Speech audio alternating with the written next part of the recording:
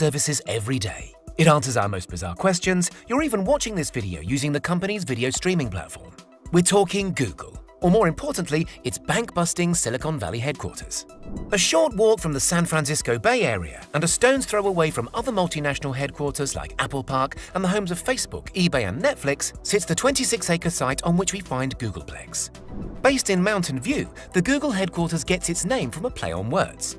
Most evidently, it's a combination of Google and complex, but spelt a little differently, Googleplex is an incredibly large number with lots of zeros after it. The latter explanation is probably a hint towards Google's global monopoly and its incredible successes. The land was purchased from Silicon Graphics, the creators of Jurassic Park's famous dinosaurs. Maybe that's why a dinosaur still looks over the complex today. For the first time ever, Google didn't move into buildings that were inhabited by previous tenants. The multinational firm this time around took matters into its own hands and employed South African architect Clive Wilkinson. It was said that teamwork and creativity topped the mood boards in Wilkinson's office when designing the giant Google complex. Both firms came together to design a space which was not only set up to boost productivity, but also workforce satisfaction. This can be seen with fun lava lamps and even giant screens showing live Google search terms from around the world, a nod to the company's most famous asset. Oversized whiteboards plaster some walls, full of creative ideas and, not so creative anonymous jokes. And many of the lobbies are home to pianos, welcoming the next musician who dares to play. An incredible amount of glass was used in the construction of Googleplex, which boosts natural light, and offices are arranged in workspaces of 3 or 4 people. These little clusters are said to be effective for sharing and developing ideas, but are small and independent enough to reduce office chatter. It seems that Google has perfectly balanced the best of both worlds. Insider photos show workstations decorated with various Google and Android paraphernalia, and from what we've seen, they seem to house some serious productivity.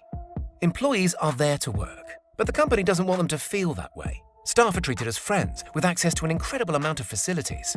We've all heard of an on-site gym, that's nothing new, but the company also offers swim-in-place swimming pools. These are designed to reduce the footprint needed by allowing swimmers to swim against an artificially generated current. Various ping pong, billiards and foosball tables are dotted throughout the campus, with spaces to kick back and enjoy some video gaming too. Google even has its own self-contained pods, which are used by staff members to kick back and relax or to distance themselves from their surroundings in order to get down to work on some heavy tasks. What about outdoors? After all, California weather is supposed to be among the best in the world. Google has that covered too. Tennis courts, soccer fields and other outdoor spaces for fun frisbee games are all totally free to use for staff. These are all interlinked by a network of private footpaths. Health is looked after by on-site medical staff, and luxury is provided by a company-subsidized massage service. A haircut salon, a laundrette and dry cleaners, the list goes on. In fact, rumor has it that team members bring their laundry in over the weekend to avoid having to use their own machines. The best part about it, traveling between these amenities is all done on Google-colored bikes. It's even reported that many employees are given a 20% portion of their work time to focus on side projects unrelated to their usual workload. Promoting and inspiring creativity pays off. Google says that's how many of its labs projects were dreamt up. Self-sufficiency was key to the Googleplex. Although not fully, some of the complex's energy requirements are met by on-site solar panels, which were carefully placed across the building's roofs. Some of the fruit, vegetables and herbs eaten in the company's cafeterias are even grown in one of the park's 2 gardens, which themselves are accredited by an educational society whose aim is to teach people about the benefits of horticulture.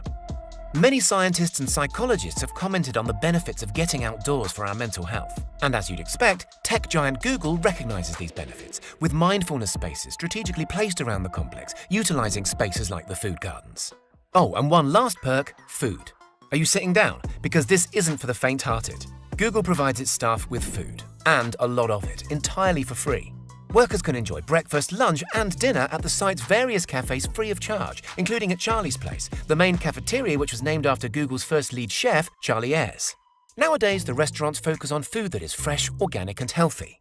Those Buddha bowls or that smashed avocado on toast that you see on Instagram, these are the sorts of meals being dreamt up by head chefs, which include a fusion of the world's foods. We imagine a wide variety of dietary requirements are considered when planning the menus at the Googleplex. But Google employs real people. They're not all robots. And these real humans get hungry between meals, just like you and I. The solution? Every single workspace is within walking distance of an entire snack room, which is stocked with treats like granola, candy, and hot and cold drinks.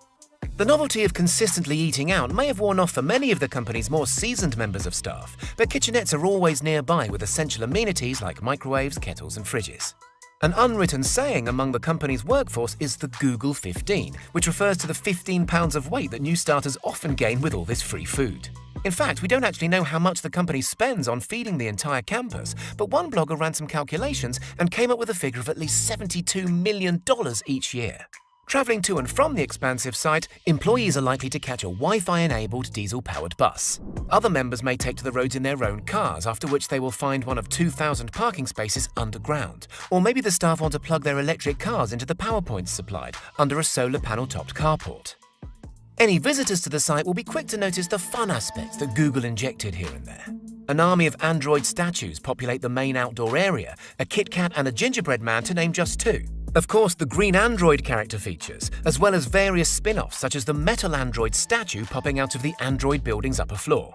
What did all this cost? This site alone cost the firm around $1 billion, and that was in the same year as the $2.4 billion acquisition of the New York Chelsea market. Let's not forget the astonishing amount of money likely spent on food and other maintenance work, and this works out to be one of the world's most expensive headquarters. What do you think of the